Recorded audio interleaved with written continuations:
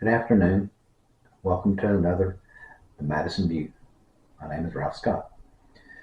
Okay, now, just to make sure, I'm going to clear up some questions, which in my opinion is really not, really to be quite frank and honest with you, anyone's business because your religious denomination, etc., in my opinion, is being too politicized right now. But in the interest of, to answering some critics, which I which I would do on occasion, for the most part, you're entitled to disagree with me. Yes, I'm a born again Christian. And yes, I have been a member of three churches. I will not say the exact denominations or anything because, to be quite frank and honest with you, like I said, my religion is my own business. And I think it should be everyone's own business, not publicly broadcasted like I'm doing it right now. I'm only doing this in the interest of the show to make sure that someone cannot sit there and say that he's an atheist or something like that. Because I'm not. I was brought up in a very religious family. There was preachers in the family, and that's as far as I'm going to go. Okay, with that. But what I'm going to address today is this still some more of the religious tyranny of the Republicans. Okay.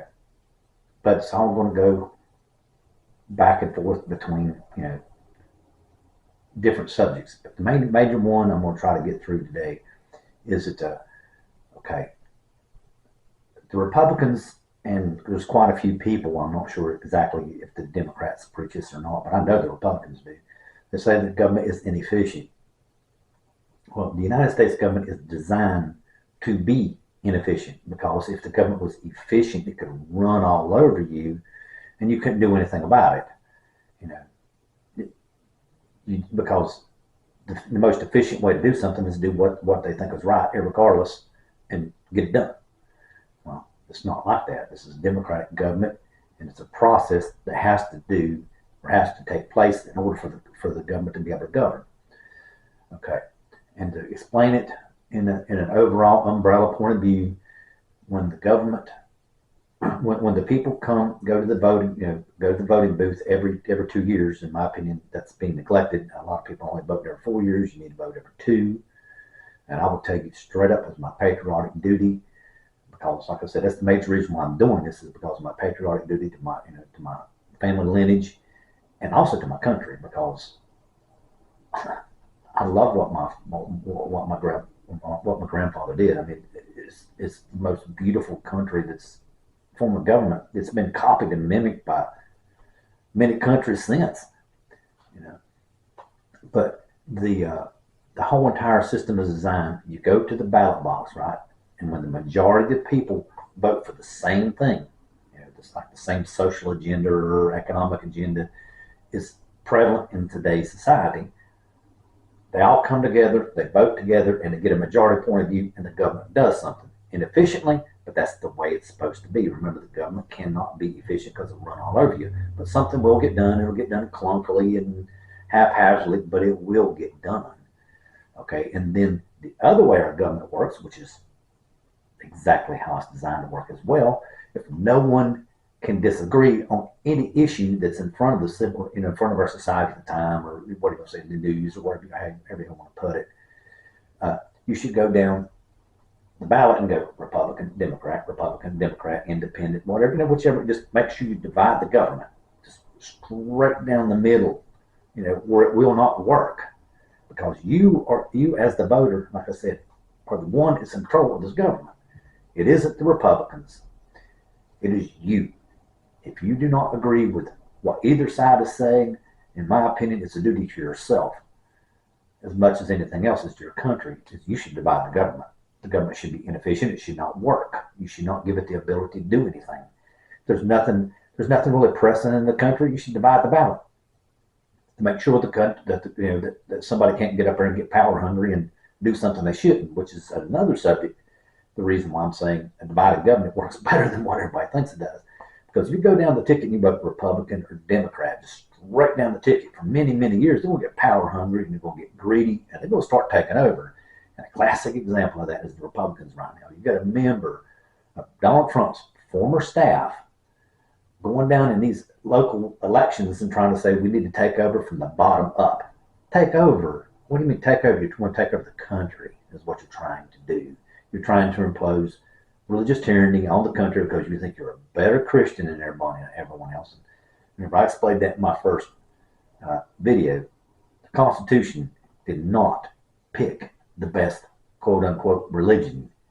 It made all religion inclusive in the United States. The United States does not reject you on a religious basis, which is what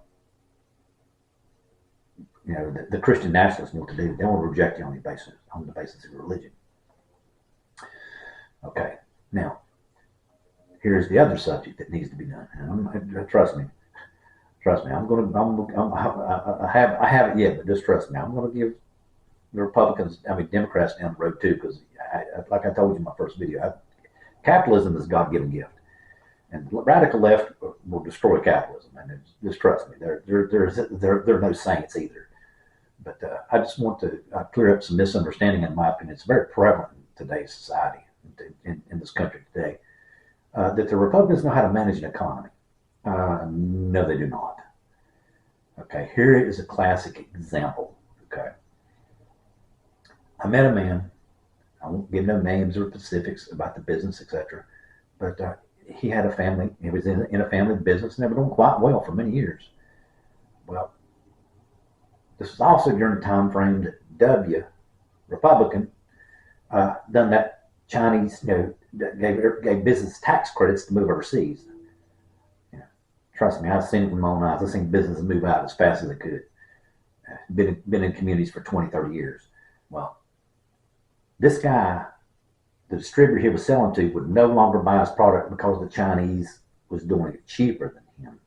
So therefore, this family lost a business that was providing for their children, et cetera, et cetera. And it had been a generational business, at least two that I know of.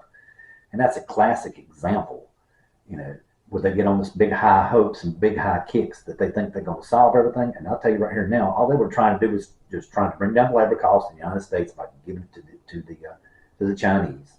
They were just messing over the middle class, because that's generally who gets affected more by labor costs. I mean, it affected everyone. Now, don't get me wrong, but it mainly affected the middle class.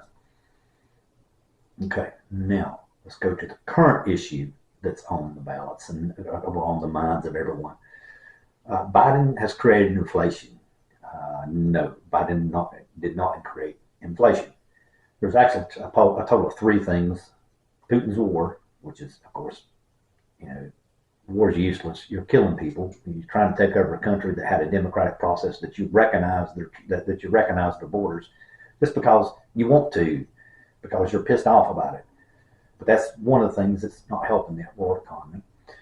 But mainly, what caused this inflation that we're under right now is Janet Yellen, when she was still under the Fed, was still in control of the Fed, she was starting to roll back monetary policy and raise the interest rate, etc. And it was slowly but surely bled liquidity out of the economy and kept the economy doing good. Well, Donald Trump did not like that. So he appointed Jerome Powell, who kept up the quantitative easing. And under Trump's tenure, the United States printed more money than it ever printed in its history, by about like 3 to 4 to 5 times the amount of money it ever printed in U.S. history. With that much money in circulation in the economy, all it took was just one spark to set off inflation, and it came in COVID. So Donald Trump's appointment of Jerome Powell is what caused inflation. The COVID just sparked it. It was just a perfect spark. It was the perfect storm that had all the ingredients to it. It was just the fire. It was the fire for the fuel, the match to the gasoline, because gasoline was already there. But Trump provided it. But like I said, with COVID, the Chinese shut down their production of stuff. Okay, you got the stimulus checks going over here, so everybody started buying stuff. The ports got backed up with containers. And the ports couldn't offload them because the Republicans, for ever how many years that they promoted this world economy, did not build enough docks to bring the ships in, bring the ships in so they can offload the containers efficiently and get them in the economy. So the containers backed up at the port, and everybody started having to pay a fortune just to get a container. So that was the spark that started this whole entire inflation thing that we've got going on right now. again, like I said, it wasn't Biden, it was Trump. The perfect storm happened.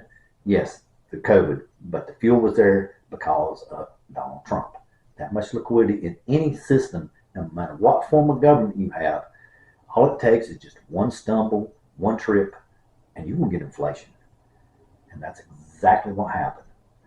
So don't let nobody pull the wool over your eyes to sit there and say Biden did it, because he did not. Now, the only other thing I want to say before I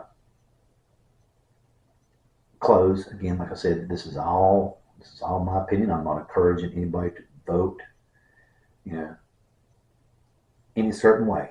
I mean, that's one thing everybody needs to get. I'm not politicized. I'm not campaigning for anyone. I'm just trying to make sure that I point out what I see as the flaws in our system. It is my duty to myself and my family and my country. Good night.